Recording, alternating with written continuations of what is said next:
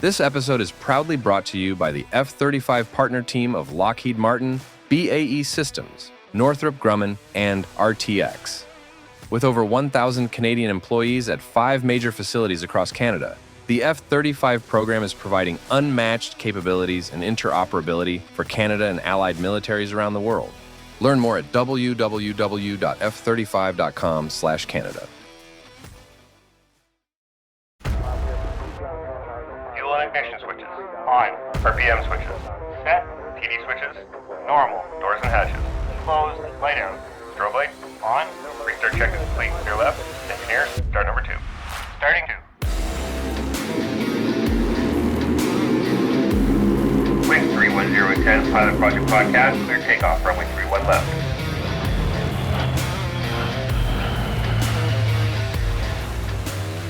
All right, we're ready for departure here at the Pilot Project Podcast, the best source for stories and advice from RCAF and mission aviation pilots, brought to you by Skies Magazine. I'm your host, Brian Morrison, and here with me today, stopping in while they drive across Canada for a posting, is Captain John Livingston. John is a SAR pilot on the Cormorant, previously of 442 Transport and Rescue Squadron in Comox, BC, and now heading to 413 Transport and Rescue Squadron in Greenwood, Nova Scotia. John, again, welcome to my home, welcome to the show, and thank you again for dropping in to make this happen. Thanks, Brian. Really excited to be here today. Listeners can tune into part 1 of our chat to hear about John's early career and time in flight training. Today, for part 2 of our chat with John, we're going to talk about his time in the operational SAR world on the CH-149 Cormorant. So, John, as we said in part 1, after phase 3, you were posted to 442 Transport and Rescue Squadron in Comox, BC to fly the CH-149 Cormorant, affectionately known as the Corm. What was it like to return to 442 Squadron, this time as a newly winged captain? Or were you an LT? I was initially an LT for a few months on arrival. And when I did get there, I was working in duty ops for a while. So duty operations officer. So I'd be sort of the watch officer holding the phone whenever anyone was tasked. I would be making sure all that information was passed through to the commanding officer, kind of a link between many key players, after hours especially, to keep everybody apprised of where the aircraft were and how things were progressing. Yeah. How did it feel to return back to this squadron you'd been in OJT at for a couple times and now you're newly winged? Getting to step back into that operations role, it works very parallel to the operations desk where I worked as an OJT. It was a nice way to step back into the squadron. Kind of get back into the rhythm of an operational squadron, how everything works there. And then from there, starting the operational training flight a few years later. Yeah. But initially getting into the duty operations officer role really helped me kind of step back into it. Was there still a bunch of familiar faces from when you were on OJT? Yeah, absolutely. I would think it must have been pretty cool to come back and be like, I made it, guys. Yeah, there was that. And then I was also scared people still thought of me as the officer cadet. Oh, yeah. So there was a duality of that. But no, I was definitely shown respect and people were excited to see me back. That's awesome. How long did you have to wait before you went on your operational training unit or OTU course? I suppose it's an OTF there, right? Yeah, operational training flight. It's part of 442 Squadron right now. Soon to move over to 418. But I was initially told with COVID and the delays from the pandemic that I'd be waiting until about 2023 to start flying. And this was in 2020? That's right. Yeah. Summer 2020. Wow. So I thought I would be waiting a while. But things got up and running again. And then I believe it was in winter 2021. I was told actually there would be a slot for me on the course that summer. Okay. So I started prepping for that. I had a young daughter at home, but got really excited. Did you do prep work ahead of time or?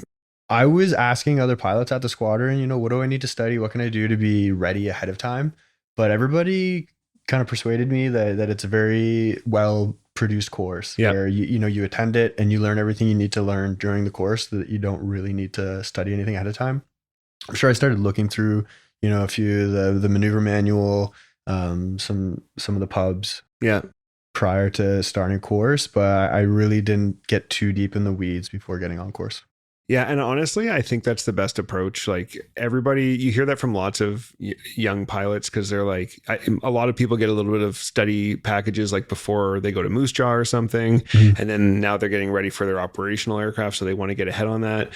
But honestly, it's almost like you should take the time to enjoy the break, even if it's like going to be for a while, and just take advantage of that however you want to, whether it's go get a master's degree or go focus on hiking or whatever it is that you want to do with your time, because soon enough the fire hose is going to get turned back on, and then it doesn't stop because you do your OTU.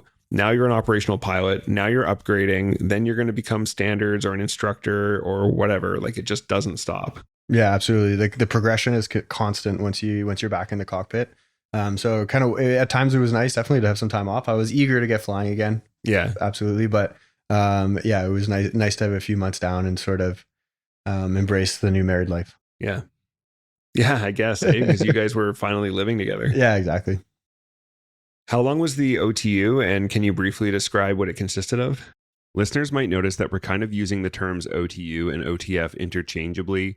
One is operational training unit, the other is operational training flight. An OTU is a unit that is the school. That is its reason to exist, is that it performs the training on that aircraft. Whereas an OTF, a flight, is an organization within the operational squadron that carries out the training. For all intents and purposes, people tend to use the term OTU for your course for your operational aircraft. The OTU is about 4 months. Started off with a pretty extensive ground school, just learning all the systems. The Cormorant's a fairly complicated aircraft, being such an all-weather platform and has 3 engines and a ton of redundancy involved. So really thorough, robust ground school initially to get up to speed on the aircraft itself. Then starting in the flying phase, just initially with some clear hit flights, quickly into IFR. I think it's 4 flights from commencing IFR flying to the IRT. That's not much. Yeah, it's pretty quick, but it's manageable actually. It's a really nice, stable platform with lots of automation. So yeah, it's super manageable. Then following that, we get into the SAR flying. So we'll do all of our different SAR sequences, confined area landings, land hoists,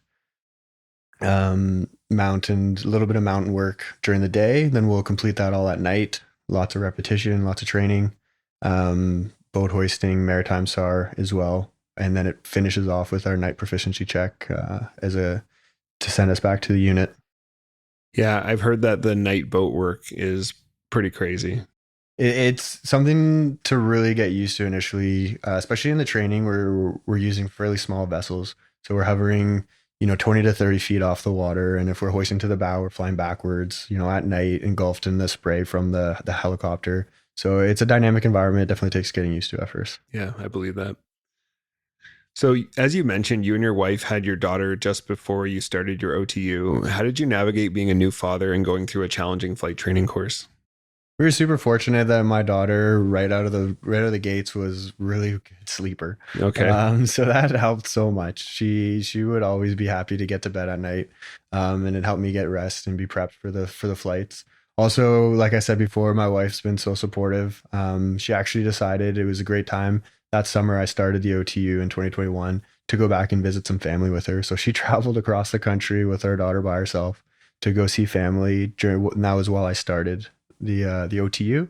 She spent a few weeks out there, basically while I was in the ground school phase, and then came back as I got into the flying phase. And it allowed me to really focus on the studies for that period. Yeah, that's huge. Like kind of a win-win for both of you. Yeah, because exactly. You were going to be busy anyways. So may as well take that time to go and spend time with family, let them meet the baby. Yeah. Must have been a little odd though to have this new baby and then have her be gone for a couple of weeks. It was. I really tried to focus on the course and then just stay in the books, but it was weird. The house felt super empty. Yeah, I hear you.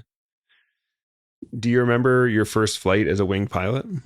My first flight actually was prior to starting the operational training unit. I got the opportunity to go flying because it was such an extensive wait initially. I had been told, it was 2023 I wouldn't be flying until. So one of the other pilots said, hey, you want to come up with us for the day? And I had a chance to fly around a little bit.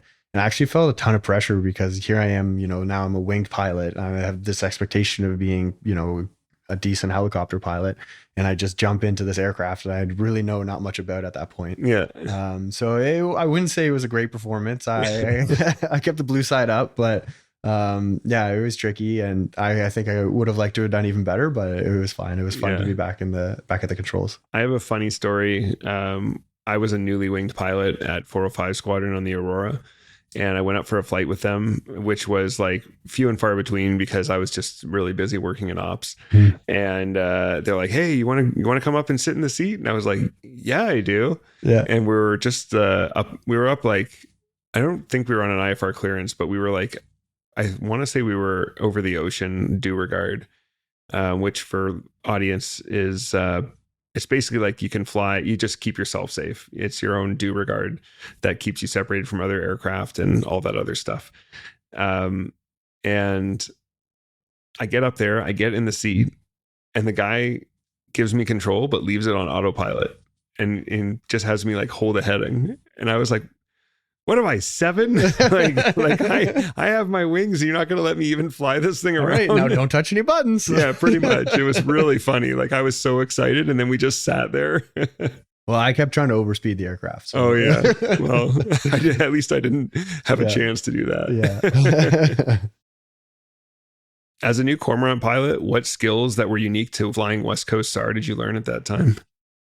So what we really get it for a unique perspective on the West Coast is operating in the mountains, and then the weather in there is kind of unique. We often get like lots of moisture fogging up the inlets and creating not awesome weather to be flying in, especially at night. So operating in those environments, and then just dealing, especially on Vancouver Island and the southern coastal regions, with giant trees. Often when we're practicing our confined area landings, it's a 150, 200 foot vertical descent in close proximity to obstacles to get down to the ground.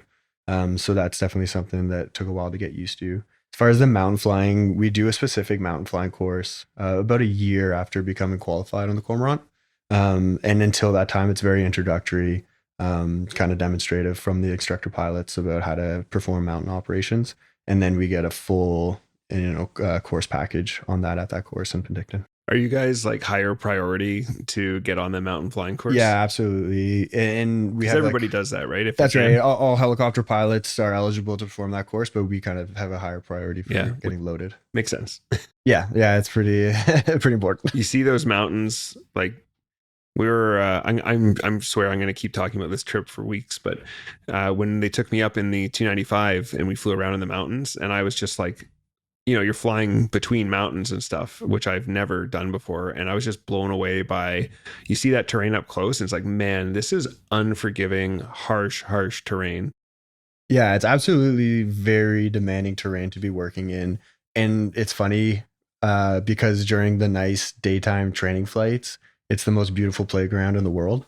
And you get to get into these remote valleys that most people can't access at all. And it's amazing.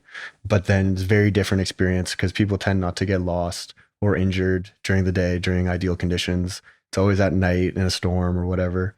So it becomes a very different environment when those weather systems start to move in. Yeah, it was really beautiful the other evening, but I would not want to be in there in like a storm or at night.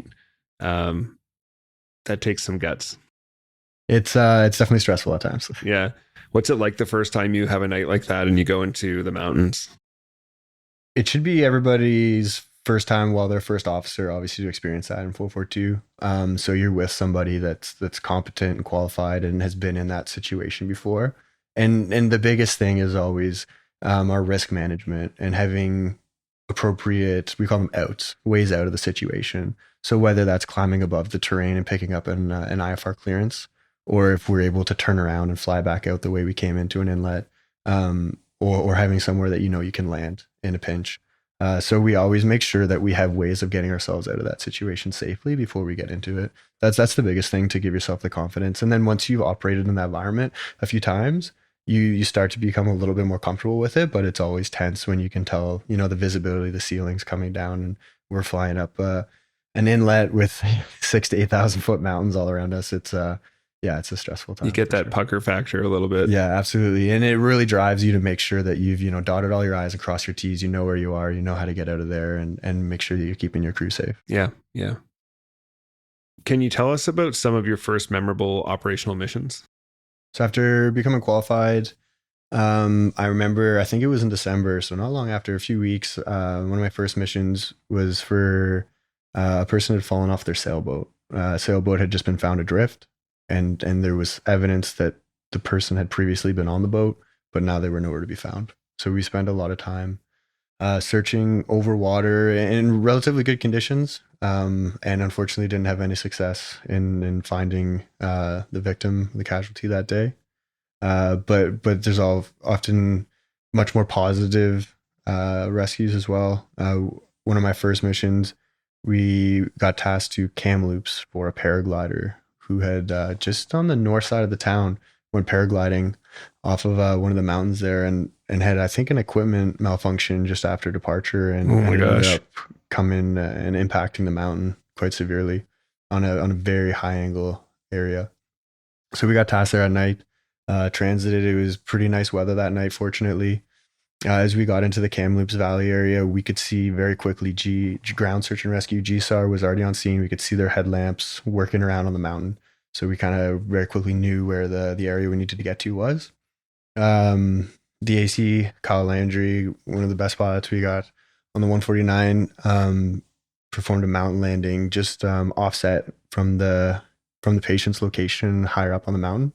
The Sartex departed the Cormorant and went down to stabilize the patient and make sure they were secure. One of the, I hesitate to say, issues with the Cormorant is because it's such a big, capable platform, we create an immense downwash underneath us. So if somebody is on high angle terrain and they're not secure, we're at risk of blowing them off the mountain. So the Sartex went down there and anchored the patient into place, made sure that they were stable and ready to be extracted. It takes them 30 minutes to an hour to complete all that, and they're climbing up and down the mountain the whole time with their gear. Following that, we took off and came overhead for quite a high hoist at night with minimal references, and then brought the patient down to Kamloops Airfield to be handed over to emergency medical services. So was that kind of your first successful, like, complex mission? I can't recall if it's the first successful one. I just remember that was one of my memorable. Yeah, super memorable early mission that I had. You've talked about now a mission that was successful and one that wasn't successful. How did you find early on kind of maintaining emotional, I don't know if it's distance or composure, but kind of separating yourself from the emotions of these missions? I think part of the front enders, we call them, so the pilots, we have a bit of a disconnected experience from the actual patients. So we're very rarely hands-on with anybody that's experienced any trauma or anything like that. And so we're very focused on doing our best to get the SARTECs, the search and rescue technicians, where they need to be to do their job. And we try to stay focused on that and do the best we can. And I just do my best to maintain sort of that mission mindset throughout and sort of block out the emotional aspect of it, if I can say that. So that's my main method of kind of staying focused and dealing, I guess, with the emotional side of things. Have you had times where you were unable to do that? There's been times where I've kind of had that stress come to me afterwards. Like some of those emotions will kind of hit me, unexpectedly afterwards, or at another time. But thankfully, so far, I've felt like I've been able to stay relatively composed throughout my time in the aircraft. How do you deal with it if it does hit you after, when you're on the ground? How do you deal with that? We have a really good support system between all of our crews and in the SAR community. Very open door. Everybody is really able to discuss what they're feeling, what's going on, their mental health. And then I have an awesome support system at home. Yeah. So both of those things together are what it make me able to pursue. That's awesome. What surprised you most about real world SAR operations? I think it's funny enough, one of the most surprising things was finding myself there. Yeah. I was like training, so focused on getting there. And then all of a sudden I'm in the middle of a SAR operation and I've got a job to do. So that was almost surprising in a way. We spend so much time training for our SAR missions that it works. The training works. And when we get there, you know what to do, and you wouldn't be put in that situation if you weren't ready for it. So I wouldn't say that anything necessarily surprised me, but getting the opportunity to be there to witness the level of professionalism that everybody operates with, and being part of that, Mhm. and just, you know, feeling like I'm actually a valuable part of that team and could be a valuable part of that team was almost surprising to me. Yeah, like just sort of the shock of being in that situation finally after all the training and preparation. Yeah, I'm actually here. I'm actually doing this now. Like, this is crazy. Yeah. Was there anything, do you find you had like any misconceptions about how SAR would work that you were like quickly disabused of once you started doing it? I think I had spent enough time at 442 Squadron. I had a fairly good handle of how things proceeded. Yeah. There weren't a ton of surprises. Okay. So soon you were able to take part in the trip of a lifetime. Can you tell us about this? Yeah, so around the time I finished the operational training flight, 442 Squadron had been sending a Cormorant to the north once or twice a year in support of some exercises. And typically they would send the newest first officer. So in spring, March of 2022, I was the newest first officer at the unit. And so they sent me on this ridiculous trip up to the high Arctic. We took a Cormorant for three and a half weeks and ended up getting within, I think, 500 nautical miles of the North Pole. Wow. So we flew all over Canada's Arctic, all over the North, and I felt so fortunate to be able to experience that. I don't think many people in the world or Canadians really actually get to experience the northern Canada landscape. Totally. And it's breathtaking, and it's intense, and it's hostile. It really puts in perspective what it's like to be living in that type of environment. Mhm. It's amazing. It's intense. But being there with such a great group of people, and I was super fortunate. One of the pilots, Troy Kearns, retired now, was one of the high time Cormorant pilots. I think one of the only Cormorant pilots to get over 5,000 hours. And then our flight engineer, Carl Schouten, has over 6,000 hours flying Wow. time with the Cormorant. He was just recognized by the manufacturer. That's a for lot that. of time in a helicopter. Some of the most experienced people in the fleet up there, and I was able to watch them operate that. We also had really amazing technicians come with us, Chris Beck and Dan Sturzenbach. They were there at the aircraft in 40 below temperatures, wind chills, for 2 hours, getting the aircraft prepped for us to be able to fly it. Because up in the north like that, everything gets so cold that they have to run heaters to warm everything up just to get the helicopter started again. Yep. It's an amazing machine that it was able to handle those temperature swings when we left. I'm sure it was already in the 20s in Comox probably. Yeah. And then, I think the lowest we saw with a wind chill was minus 53 in Hull Beach. Oh my gosh. It was intense. And you could really feel that I can't survive for very long out here. Like, I have to get inside at some point. That was immediately apparent once you were outside. Yeah. We spent hours just flying low level over the Arctic tundra, and the gravity of the situation was intense. It was, you couldn't see anything but white in every direction as far as you could see. And we flew like that for hours. And so, there wasn't even a hill to hide behind if we had to land for an emergency or something of that nature. So that was kind of an intense feeling. And then also at one point we were crossing the Arctic Ocean, and it was about a max range flight for us, close to 450 nautical miles. We have about a 500 nautical mile effective range. And we were expecting a decent amount of headwind, 30, 40 knot headwind. Oh, wow. And because it was so cold up there, the landing gear oleos would not extend all the way. So our landing gear wouldn't retract. So we had about like a 10% increase in fuel consumption. And so, it was stressful being up in the middle of nowhere. We had 3 pilots on board. We all did our own I was calculations. going to say, were you guys just like constantly running fuel calcs? Exactly. Like we all before the flight came up with a go, no go point, where we would check, what kind of fuel state we needed to have. And then at this point, it's either we're continuing or we're returning back to our point of departure, point of origin. So, we got to that point, we all looked at each other and we're like, I'm a go. Yeah, I'm a go. And we pressed on. So that was a pretty cool experience and high stakes for sure. Those are the situations that really help you grow in your confidence as a pilot when you're forced to do you guys call it PLE as well? Prudent limit of endurance? We don't use that acronym for it. Okay. So you just call it a bingo fuel? Yeah. Okay. So, but anytime you're doing fuel critical calculations where like you're literally saying this is the last moment I can stay out here safely. Yeah, exactly. And then you do that a few times and you start to build that confidence in the aircraft and in yourself and your decision making. 100%. Yeah. So that was probably a huge trip for your development as an aviator. Absolutely. And then just taking as much as I could, pardon me, from those operators, as I mentioned before, because the way that they could start the aircraft every day in a way that, you know, reduce the amounts of lingering snags that we'd have. Aircraft don't love operating in those kinds of environments. And it was kind of a masterclass on operating the Cormorant in the north. So that was amazing to be able to spectate that. Yeah, it sounds really cool. So you and your wife soon had your son. How were you finding balancing being a father and a SAR pilot at this point?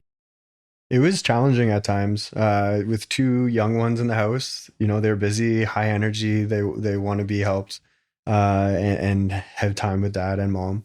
But it's such a fun experience. And I feel super fortunate that in the SAR community, you know, we probably get to spend the most time at home of any RCAF community. So I really feel like I have no right to complain whatsoever. Yeah. I was home most nights of the week. I got to be there for, you know, those special occasions, birthdays, and then that sort of thing. And our community is really good at accommodating schedules. Everybody's eager to be flying. So nobody ever hesitates to pick up somebody's shift for them right on. If they need it. So I felt like as much as I could in the RCAF, I had probably one of the best experiences for kind of that work-life balance. That's great. As your aircraft commander or AC upgrade approached, you had a certain anxiety. What was that and how was it solved? Yeah, I started stressing out a little bit as I approached my AC upgrade because I hadn't actually been to an operational boat or a maritime extraction. So the Cormorant has a wide range of skill sets for conducting rescue missions, one of them being hoisting people from vessels at sea. This can be a small fishing boat, a life raft, all the way up to cruise ships. And it's a key skill set. The people on the East Coast at 103 Squadron or 413 Squadron, they're conducting maritime extractions, you know, it seems like daily almost. Mm-hmm. It's a little bit less common on the West Coast, I think, because there's just so much commercial fishing going on the East Coast. So I was approaching my aircraft commander upgrade and I hadn't yet been to an operational boat extraction. And I was worried that one, maybe they would delay my upgrade until I actually saw one, which who knows, you know, it had already been a year and I hadn't seen one, you know, how long is it going to take? Or two, that they might try and upgrade me without seeing an operational boat. And then the first time I have to see an operational boat extraction was when I was doing it live the first time. Yeah. So that stressed me out as well. Fortunately, that summer of 2023, just prior to my upgrade, with Pat Dibbs, I think together we did 4 to 5 different boat extractions from fishing vessels to cruise ships. I remember the first one, the excitement I was feeling actually finally getting tasked to conduct a boat extraction. Now we hoisted from the bow of a vessel at night, a cruise ship, and we were in the hover for the hoist right at eye level with the bridge. And the pilot flying was the aircraft commander, Pat. So he had his radios isolated to be completely focused on what he was doing. And I had my radios up to be able to speak with the ship. And at one point they came across on the radio and said, rescue helicopter, you guys are getting pretty close. And I thought about saying back to him, I'm scared too. But no, getting to see that from a pro was awesome. And then I felt so much better after that summer. Yeah. And so much more confident about the upgrade. Yeah, for sure. It is definitely uncomfortable to know you're approaching an upgrade and to know that there's like critical things you haven't seen or like done in a long time.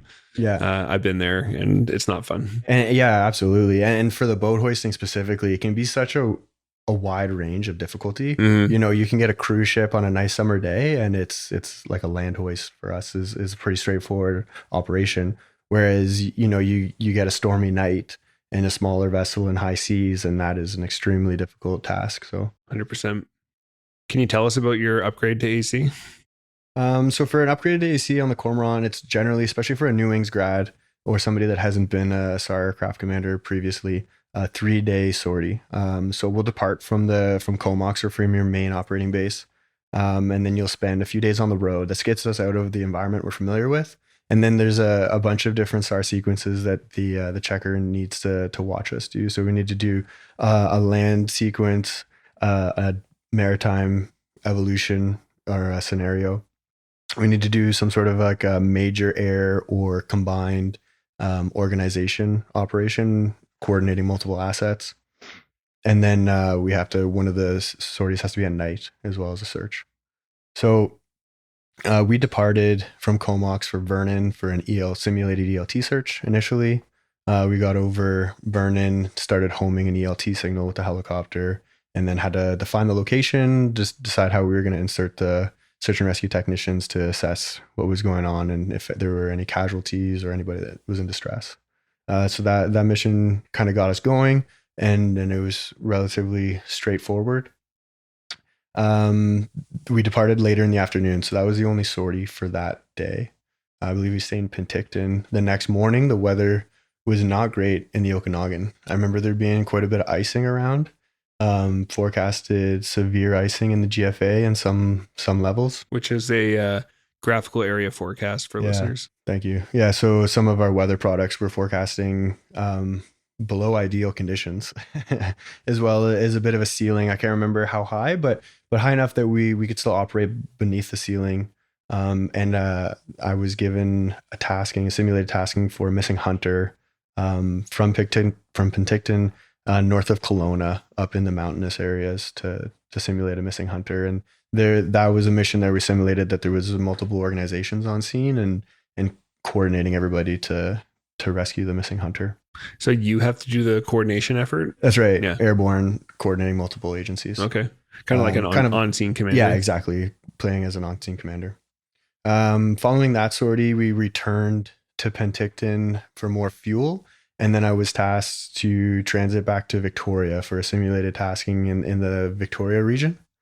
This is funny. It plays back to the severe icing. So I had seen, some significant weather around, and we would never plan to fly into severe icing. So I was working on a way to get around that. And we're also in that area. There's very few airways that are below 10,000 at or below 10,000 feet, which is as high as a Cormorant operates. So I was able to find a routing that would keep us clear of the severe icing and transit to Victoria. I had a little bit of a concern going through Hope. There was some forecasted strong winds that would be kind of on the nose for us, but we departed as it's a tasking. We'll always do our best to get on scene. We started transiting IFR. And sure enough, as we approached that Hope Valley area, the winds were really funneling through. And we started to make, I believe it was around 30 knots of headway. Like ground speed was 30 knots? Ground speed was as low as 30 knots. My iPad normally would show like a helicopter icon when we're in flight, and we were going so slow it just reverted to a blue dot because it thought we were stationary. Oh my gosh. So we were making no headway. And of course, at this time, we start moving through some cloud systems that did have embedded icing. Yeah. So we started picking up icing. Fortunately, the Cormorant is a super capable platform, has extensive anti-icing systems.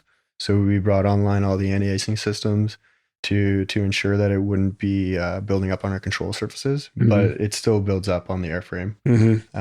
We have a VAM, a vernier accretion meter, outside the helicopter. It's in the airflow, and we can read how much ice is building up on the airframe. Yeah, it's like an icing indicator, basically. Yeah, exactly. So while we were making minimal progress through that Hope Valley area, we started to pick up significant ice, 20 millimeters and then 30 millimeters. Wow. And at this point, also some of the systems on board, one of the engine anti-ice intake systems started failing on us. So it's, going to the checklist, limit time in icing, remain in icing for less than 10 minutes, consider ways of like evading the icing. And we're in a mountainous area. I'm talking to the controller, seeing how we can get out of that situation. The flight engineer on board, Jordan Pugh, is helping me to run the checklist to get that system back online. Fortunately, we were able to get the system back online and ended up getting out of that valley funnel area where the headwind was the strongest and started making some reasonable ground speed again. And shortly after, exited cloud, icing melted off, like good days. But there was like some tense moments there where we were, you know, considering all options for getting out of that icing situation. Could it be an option to land? So I was considering turning around, Yeah. because then we'd have a tailwind and we'd get where we needed to go super quickly. And I was going to go back towards Princeton, which is, I can't remember off the top of my head exactly how far east of Hope, but they had an approach there. So I was thinking about, using the approach to get back underneath the weather. But like if the icing was insane, your anti-ice, let's say it stayed failed. Yeah. It was going to take you longer than 10 minutes to get out of the icing, and it was like accreting quickly. Could you just land like on a road? Yeah, we could, but we were in cloud, like on an IFR clearance at that time. So we didn't have a way to transition out of IFR flight. Yeah. So not unless you're about to basically fall out of the sky. Yeah, exactly. We were considering all options. I was having the search and rescue technicians look down for holes in the cloud that we could maybe descend down towards terrain and get out of cloud. The flight engineer and I were working through the checklist. My first officer, Kent Stanway, was just keeping us stable. And we were just doing our best to get out of that situation. Yeah. So we were considering all options, and afterwards, it was definitely a highlight that I was proud of from the checker. He mentioned, you know, the way that I kind of just kept it cool in that situation while we were in a bit of a tense moment there. I think in the end, we ended up with 43 millimeters of icing or something was the most we saw accumulated. Is that the most you ever got? Yeah, that's the most I've ever had on the airframe. I've had some good other icing, but that's pretty most wild. I've never seen icing like that. Our maximum allowable accretion on the airframe is 60 millimeters. So you were we're getting up there. Yeah, 2/3 of the way there. That's crazy. The global F-35 program bolsters an allied defense industrial base with Canadian components in every jet. With a total program of record of over 3,500 jets across 20 nations, the F-35 program is projected to produce over 15.5 billion Canadian dollars in industrial value for Canada, including current and projected production and sustainment opportunities. Learn more at www.f35.com/Canada. When was the moment when it really hit you that you were now in charge of safety of your crew and completing the mission? Again, I keep coming back to how well the system prepares us for these situations, and the training that we go through. You know what I mean? They wouldn't be putting us in that situation if we weren't ready and we weren't proven and tested and built that confidence. I think that's so key to have that confidence already built in. So I think during the lead up, there were times where I felt, this is crazy, I'm going to be in charge of this soon. But by the time I actually got there, I had proven to myself that I was capable through the rigorous simulations, both on we conduct a pre-check ride for the AC upgrade, which everyone tries to make more challenging than the actual upgrade so that you know you're ready. And then the actual upgrade itself is challenging with the accretion. And after that sortie, I had to do a night boat extraction simulated tasking, and then that's still another day. So we're, you know, tested thoroughly prior to becoming operational. And you do have that confidence at that time that you'll be able to perform. Okay. Can you tell us the story of leading your first operational SAR mission? Yeah, it's funny. My first operational mission, and was probably my most stressful, actually. It was January 2024. I finished my upgrade just at the end of November. And we have a family tradition of a pizza party on Friday nights at my house. Just to show you the camaraderie we have at the squadron, the first officer and his family was actually over at my house that night for the pizza party. So we were all having a great time, and my phone goes off, and everybody looks at it in silence, knowing what that means for us. So Kent and I took the call, and it was an aircraft that was overdue, helicopter in they had been transiting. I can't remember the point of departure and origin. I think they might have been going towards Salmon Arm, but there was a 406 beacon. So basically an emergency transmission that somebody was in distress in the valley north of Revelstoke. It was registered to a helicopter and that they were overdue. Okay. So something had happened. We considered the weather, looked reasonable for us to fly. We planned to fly IFR to Kamloops, use an approach to get below the weather, and then continue. There's a VFR route from Kamloops, Salmon Arm to Revelstoke. kind of following the Rogers Pass and the highway through there. So we departed. Revelstoke has an automated weather system, and I recall that every about 10 minutes it would change. So like a reading would be, yeah, it's okay weather, and then the next reading would be like not great weather, and then you know what I mean. It would be flip flopping between decent and not great weather. But we decided we would do our best to get on scene and try to deliver support if we could. So we, like I said, we transited Kamloops. Conducting an approach, we were able to break it off before the full approach was completed under the cloud. So we started transiting along the VFR route from Salmon Arm towards Revelstoke. In that valley, about 15 miles west of Revelstoke, the ceiling started to come down. The precipitation, snow falling started to intensify a bit. And with the rising terrain, we started to get pinched. And we, as visibility started to really fall, we had to conduct a 180-degree turn around in the valley over the highway, and we proceeded back to Salmon Arm. I knew that there was fuel available in Salmon Arm, so we just decided to stop there. We still had gas, but it wasn't going to be easy to get to Revelstoke, so I wanted to have as much gas as we could. And then we could also just consider the weather and take a moment on the ground just to reevaluate the situation. For sure. So from Salmon Arm, we departed, and there's a lake just to the east. That a valley emerges back onto that VFR route, slightly past where we had to turn around.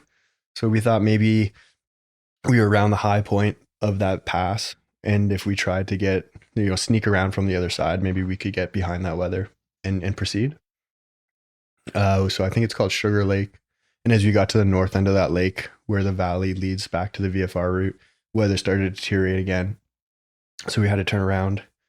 And we had studied this routing prior to departure from Salmon Arm. We proceeded south down towards a highway, followed that further east for the Arrow Lake system. And this is like south on the cusp. So we would have been where this leads out to the Arrow Lakes directly south of Revelstoke is probably 80-ish miles south, maybe 60 to 80 miles south of Revelstoke. As we were flying through that valley, or through the valleys to get to the Arrow Lakes, Upper and Lower Arrow Lake, the ceiling was extensive above us, and there was so little light that the navigation lights on the helicopter were washing out our night vision goggles. So the night vision goggles, right, just amplify the ambient light that already exists. But if there's no ambient light, there's nothing to amplify, and it's just darkness. The red light on the left side of the helicopter with the precipitation was creating this haze. So it almost like split the windshield of the helicopter, where on like the left side, there was very low visibility because of this red light creating all this washout. And on the right side, there was just slightly more visibility. We figured this out. We shut off the nav lights, and we were completely black on the outside of the helicopter, complete darkness, flying through the mountains at night. Another thing we figured out while venturing through the valleys was that the way the snow was, there had been snow somewhat recently, but it wasn't accumulated on the trees. So the trees were all very dark, and we were trying to follow a road through the valley, and it was very dark. So it was pretty difficult actually to maintain visual on where the road was traveling.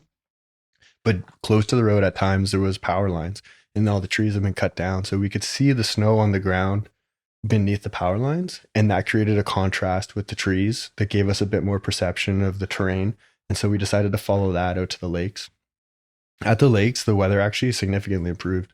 We could see up to the sky, we could see the stars, and to the south especially, we could see, like, I think all the way to Cranbrook. To the north, we could see for a while, but we could see that the weather did develop again. So we turned northbound. We decided to see how far we could get towards Revelstoke. If anything went wrong, we could turn around, head back to Cranbrook. We had lots of gas. So we started up the lakes, kind of picking our way. Initially, I believe the clouds were, 1,000-foot ceilings or somewhere around there. So lots of room for us to work. And we made it our way north. There's a small community of Nakusp on the east side of that Arrow Lake that we passed. I remember pointing it out. It does have an airfield there. We noted that as somewhere we could return to as well if we needed to land. And past there, it was noticeable that the weather started to deteriorate as we passed that area. We continued northbound, and a few, we were following the shoreline. So a few turns in the shoreline later, we started to see a light off in the distance. And so I was the flying pilot at the time just because of the conditions. And the first officer was helping navigate on the iPad.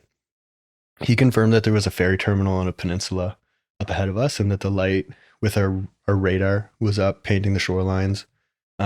It all matched up that light was emanating from the ferry terminal. It was just a single point of light initially, but we knew, direct line, there's no terrain between us and that ferry terminal. So with the shoreline in view, we continued towards that point of light. It was kind of guiding us and knew we had a safe route towards that.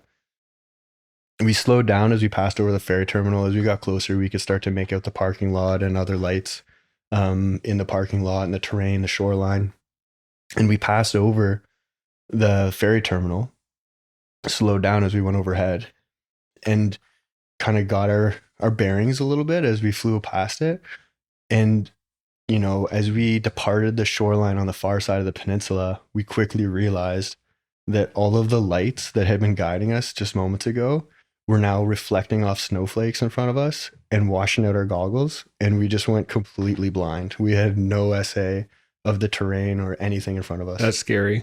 Yeah. So that was by far the biggest pucker factor I've had so far in my career, was just, our weather radar is painting all these mountains around us, mountains that extend up past 10,000 feet in that area.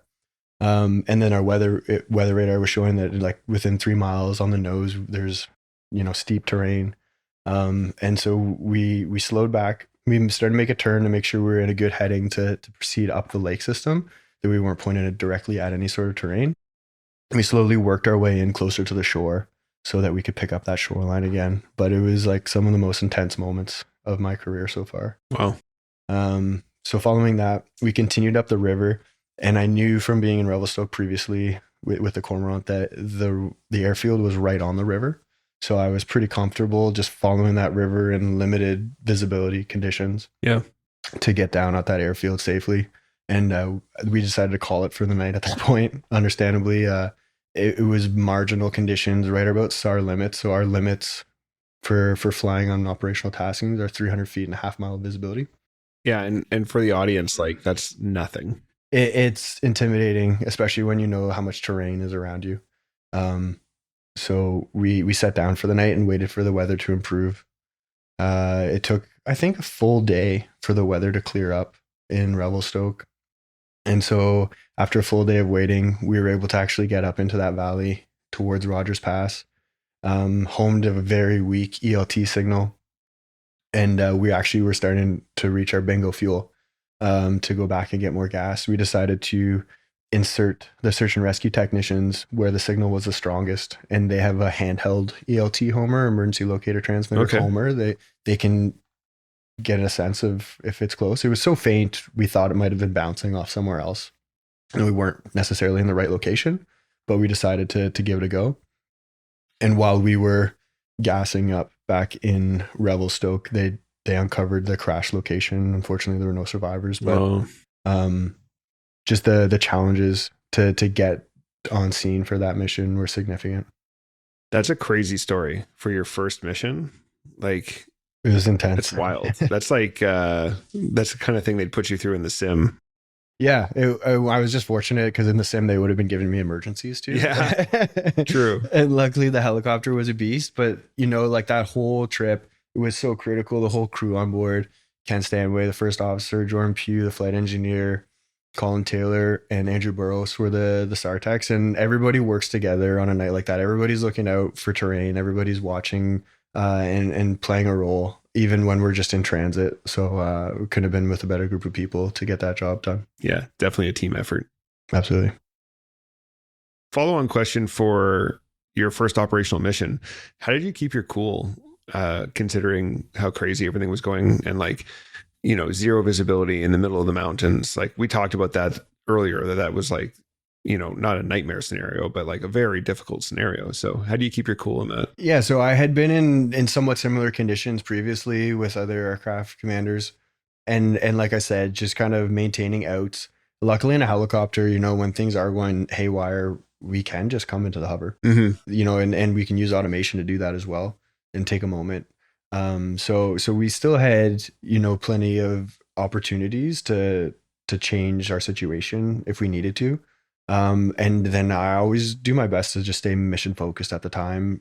Sometimes you'll feel those fears creeping in a little bit, or those negative thoughts. But at that point, it's really important to just stay mission focused and stay focused on what's going to keep the crew safe, and do your best to not let those other thoughts creep in. How people do that person to person is different. Unfortunately, I feel when I'm in that environment, I'm able to stay pretty mission oriented. Okay. You took part in a rescue 180 nautical miles west of Port Hardy. How significant is that kind of a distance for a cormorant? As I mentioned a little bit earlier, essentially our effective range is about 500 nautical miles in the Cormorant when we take a maximum fuel load. So anytime you're getting in the range of 200 miles offshore, it's you're fuel critical throughout the trip. Because 500 nautical miles is nonstop flying, right? And you guys are going to, let's say you go 200 miles. Well, that's round trip 400 miles. Yeah, exactly. But now you got to hover and do all that other stuff with the rest of your fuel, right? Absolutely. Yeah, that all comes into play. So we're, for a vessel being, over 200 miles offshore, yeah, the trip out and the trip back have to be taken into account. So there's 400 nautical miles right there. And then in those times when we are hoisting to vessels offshore, being in the hover is a period of fairly high fuel consumption. And then while our search and rescue technicians are on the vessel, stabilizing the patient, getting them ready for extraction, we can generally loiter and fly around at our least fuel consumption speed to preserve as much as we can, but we have to still stay in flight throughout.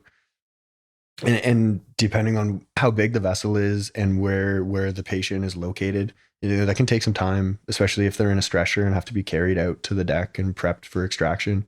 It can take 30, 40, almost an hour at times for the search and rescue technicians to be able to get the patient ready for extraction. So when you're getting up to those ranges, it's definitely, we're fuel critical throughout the flight. Can you walk us through that mission a bit? So that was my first time really going a far distance offshore, and we did have the Hercules in Comox during that transition period between the Buffalo and the 295 that just became operational. So fortunately, we had top cover for that tasking. The Herc was able to beat us out to the vessel and prep them for the insertion and extraction. So they can do things like confirm the exact location of the vessel for us and act as a communications relay. They can brief the vessel about what we need them to do to get ready for us to be able to clear in the deck, get them sailing, in whatever direction I determine we want them to be sailing in to make it as easy as possible for us. So they got a lot of things done for us before we even got on scene, and gave us the warm and fuzzies, because often vessels offshore will actually travel in groupings, especially cruise ships. This wasn't a cruise ship. This was like a bulk carrier ship, but the vessels will travel in a pack of 3 ships or something. So which ship is my ship? Yeah. They're all kind of in a tight area. So they had identified which one we were going to and had already briefed them about how to prep for us. We went up to Port Hardy to take as much gas as we could. And we had also left any unessential gear back in Comox at that time. From there, we headed out to sea. And this was a pretty fortunate mission in a lot of ways. It was a good introductory, distant offshore mission because the weather was quite good.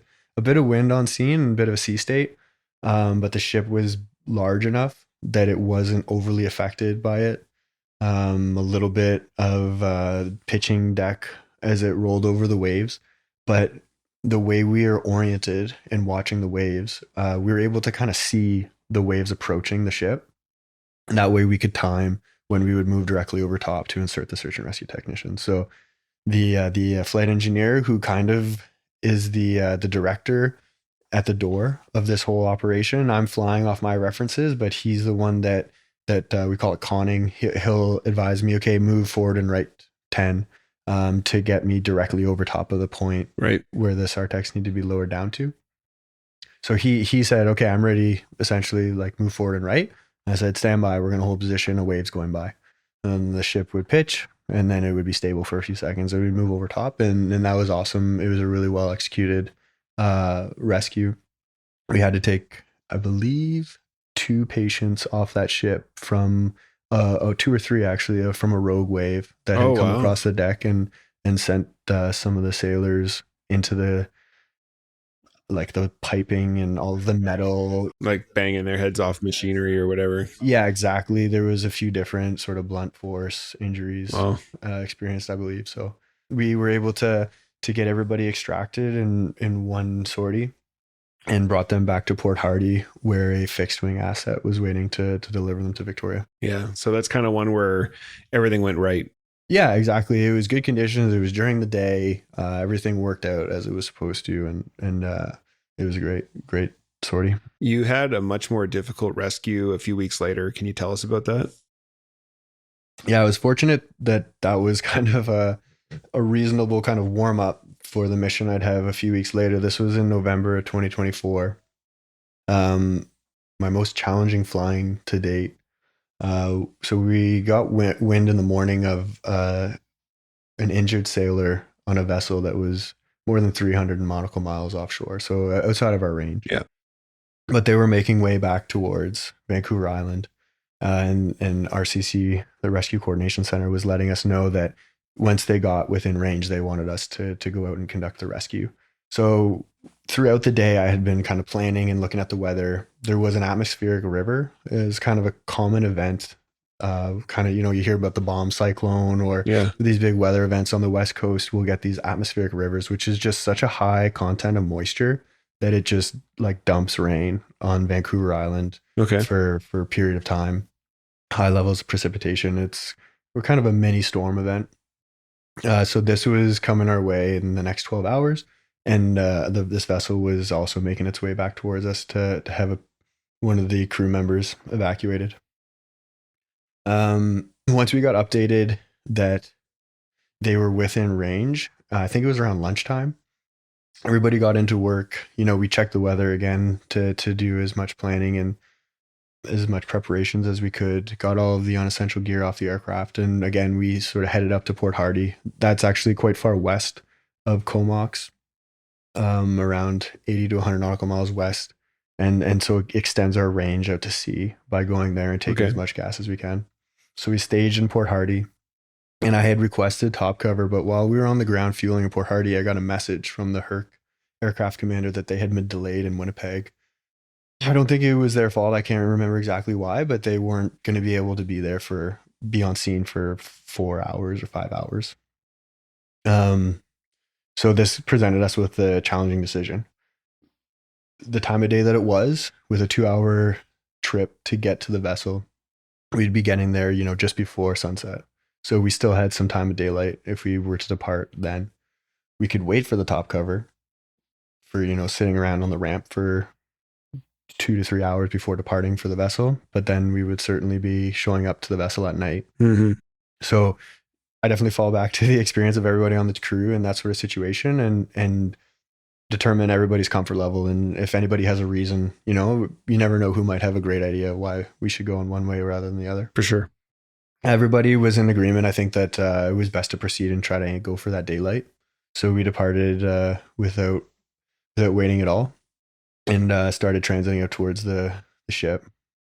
Shortly after crossing Vancouver Island, we were flying at 500 feet over the ocean, cruising out. I think it was directly west of Port Hardy, and just making our way in the weather. The cloud ceiling above us started to pick up and started to descend a little bit. So as we got to about 100 miles offshore, we were starting to have to descend. I think we came down to 400 feet, and 150 miles, we had to come down to about 300 feet. We still hadn't made contact with the vessel at that point, and we didn't have a good radar paint on the vessel. Part of that's because of us descending, and it gives us less visual range towards the vessel, but it definitely starts to make the hairs on the back of your neck stand up, and the anxiety ratchets up a little bit. We don't have a lot of time out at that distance to be looking for a vessel. So I definitely, had the moment of second guessing myself and making sure I had put in the proper coordinates and had done everything properly. At 300 feet and, 150, 160 nautical miles offshore, the weather continued to deteriorate to the point where the cloud base was kind of ragged, and at a time we were basically flying through cloud. So at that point, I decided, okay, let's climb back up to 500 feet. And we plan to employ a procedure we practice consistently called an overwater transition down. This is what a cormorant uses to get down to a shoreline or to a vessel, and basically to transition from IFR flight conditions to visual. It's a highly automated approach where we're essentially flying an IFR approach that we make up on the fly using the wind direction to get within a quarter mile of the vessel. Oh, So we climbed up to 500 feet, continued proceeding towards the vessel. Just shortly after getting to 500 feet, we made contact with the vessel. We started to pick up that radar paint. We could see that we were on the right course, just a small deviation, I believe, to the north to get pointed right at the ship. We planned for this overwater transition down, highly procedural, and completed the approach. So at this point, as we complete the approach, we're 100 feet off the water. At the end of it, we were really close, maybe 190 to 200 miles offshore, terminating the approach at 100 feet off the water in a hover, just in the middle of nowhere. And with the radar, we could see that the boat was going to be passing from our right to our left, right off the nose. but you couldn't see it. We couldn't see it yet. We didn't know where it was. So we were just sitting there in the hover momentarily. I kind of regained my composure. We completed this very technical procedure to get down to the water.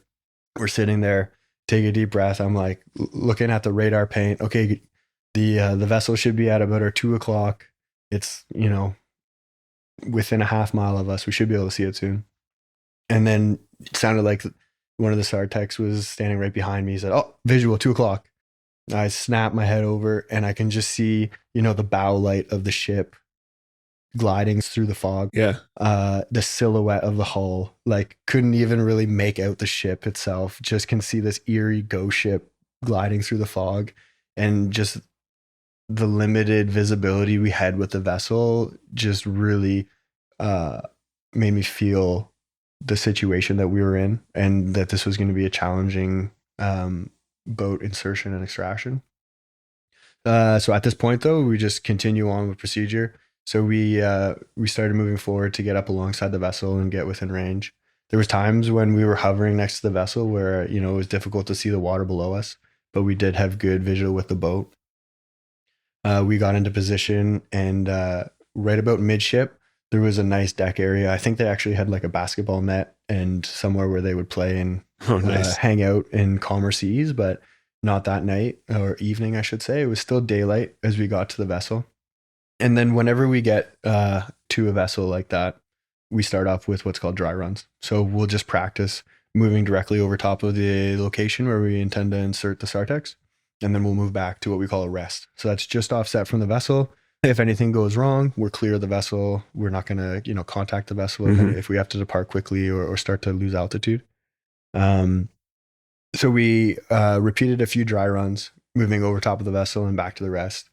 With all of the moisture in the atmosphere around us, very minimal references. I could see very little aside from the water immediately surrounding the boat and the boat itself. Otherwise, it was just like, in fog. Wow. So it's super challenging to know if the helicopter was, level flight with the nose on the horizon, or what my attitude, how it was varying. I didn't feel amazingly confident after the dry runs, but again, the level of expertise of our crew, the flight engineer said, "Hey, if you can repeat that dry run, Simon Jean, if you can repeat those dry runs again, I'll be able to get the techs on the deck." I said, "All right, let's go live." So we briefed our sequence for inserting the search and rescue technicians. And fortunately, we were able to get them in without too much difficulty. It was still, marginal daylight at this time. And I remember that we had a bit of a challenge because the primary swell and the wind direction were offset such that for the vessel to be traveling with the waves where it's the most stable meant that I had almost a direct crosswind, and the vessel itself was creating a lot of turbulence and making it difficult to keep a stable platform for the flight engineers and the SARTEX. We did end up, like I said, inserting the SARTEX successfully, and the weather was, so marginal that normally we would do circuits and orbit around the vessel, but we just moved off slightly further than normal, but just stayed in the hover beside the vessel. Just so you don't lose it? Yeah, because it was reasonable that, if we departed at all, we would lose contact with it and have to do another approach down to the vessel. And those Sartecs on that mission were phenomenal. Ben Rasmussen was the team lead that day, and they got the patient package stabilized, ready for extraction extremely quickly, knowing that we wouldn't have long on scene, especially having to stay in the hover. Unfortunately, while this was ongoing, and in the 15 to 20 minutes it took them to prep the patient for extraction, darkness fell. Oh, well. It seemed like it went from like daytime to nighttime, like in the snap of a finger and blink of an eye. And that significantly increased the difficulty. I also wanted to try and reposition or change the heading of the vessel to improve the aircraft performance. So as we made that right turn to get more pointed into wind, it induced a bit of a roll component in the ship. So now instead of the ship just pitching the bow up and down with the waves, it would also roll as it went across the waves. So that increases the complexity. So the Sartecs let us know they were ready for extraction, and we moved over top. And my first attempt at extracting the Sartecs, the vessel was moving, and I had such limited references that it wasn't safe to try and pick them up off the ship. And I initially just started climbing straight up above the ship to make sure I was clear of any obstacles. And then we moved off back to that rest position and reset. The guy's kind of, hey, are you good up there? Everything's good. I'm like, yeah, I got better references now. Let's go again. Everybody fully trusted me, even though, it wasn't an ideal run to the vessel, but everybody was still on board and fully supported it. The co-pilot that night, Neil Gabry, was rock solid, letting me know if anything was getting out of parameters.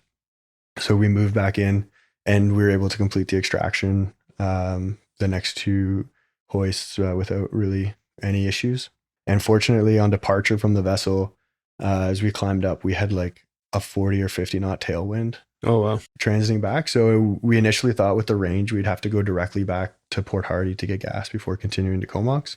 But because we had such a significant wind, we were able to just go directly to Comox. Yeah. But flying that night low over the vessel with minimal references around was definitely the most challenging flying I've had to complete to date. Wow.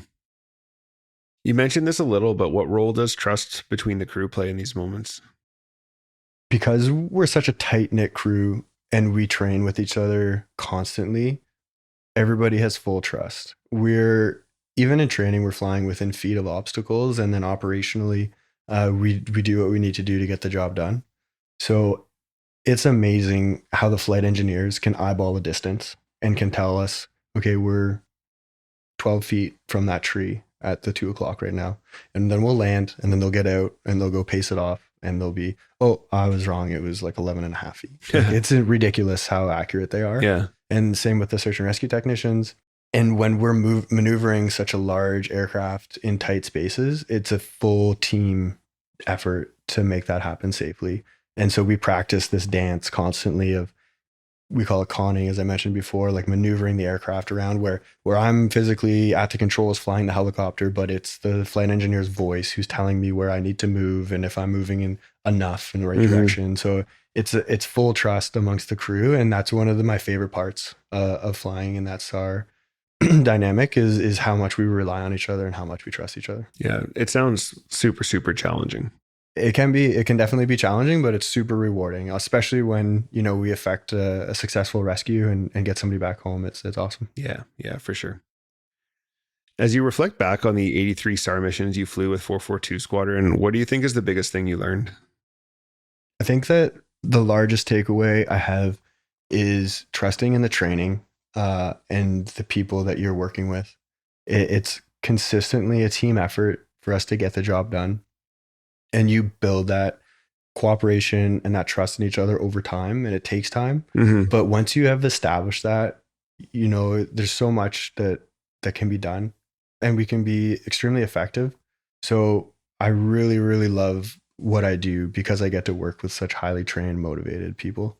That's why I've been, shouting everybody out throughout the podcast. So many amazing people that I get to work with. So that's probably my biggest takeaway is if you can work in an environment with such motivated people, it's hard not to be happy every day when you're going to work. All right, so we're coming to the end of the interview, and we're going to ask the final 3 questions we always ask. You've got a fair bit of experience with operational flying. What would you say is one thing you've learned that you must do to stay ready to do your job? I keep coming back to it, but for me to feel comfortable and confident in doing what we do, and it's extremely important to feel confident because you can't be second guessing yourself out there.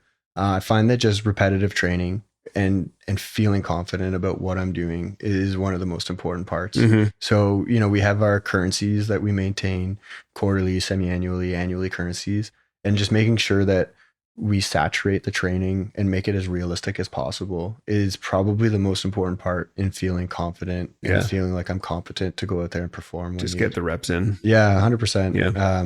And just not develop any rust really, right? Like we're continuously on call. Our schedule is a little chaotic. There's very little structure to it. But it's an awesome environment to work in. And you really want to be up to speed when you get put in that situation. Yeah. After 83 missions, what do you think makes a great rotary wing SAR pilot? I think it really comes to attitude. It can be a super challenging and dynamic environment flying a SAR aircraft. So having the right attitude, staying positive, being very personable, and working together as a team are some of the most important traits I think that a SAR pilot can have. Okay. If you were talking to a young pilot who wants to fly SAR, what advice would you give them?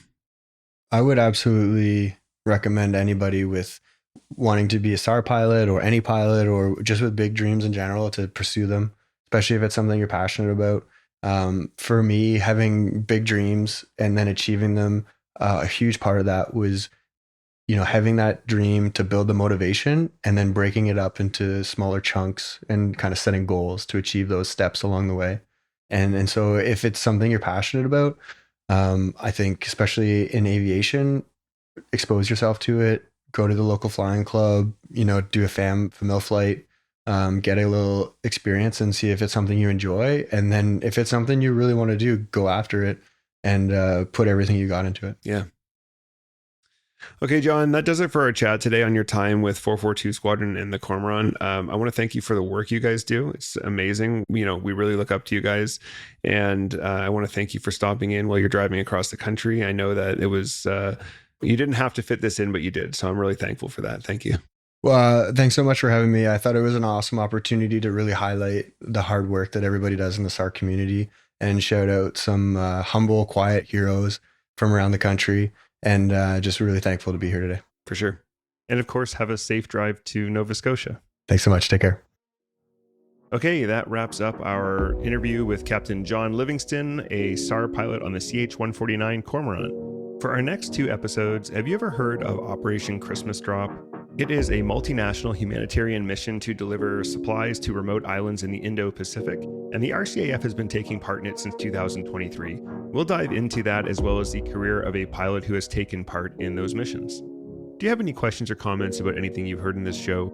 Would you or someone you know make a great guest, or do you have a great idea for a show? You can reach out to us at thepilotprojectpodcast@gmail.com or on all social media at @podpilotproject. And be sure to check out that social media for lots of great videos of our RCAF and mission aviation aircraft. As always, we'd like to thank you for tuning in and ask for your help with the big 3. That's like and follow us on social media, share with your friends, and follow and rate us 5 stars wherever you get your podcasts. That's all for now. Thanks for listening. Keep the blue side up. See ya! Engineer, shut down all 4. Shutting down all 4 engines.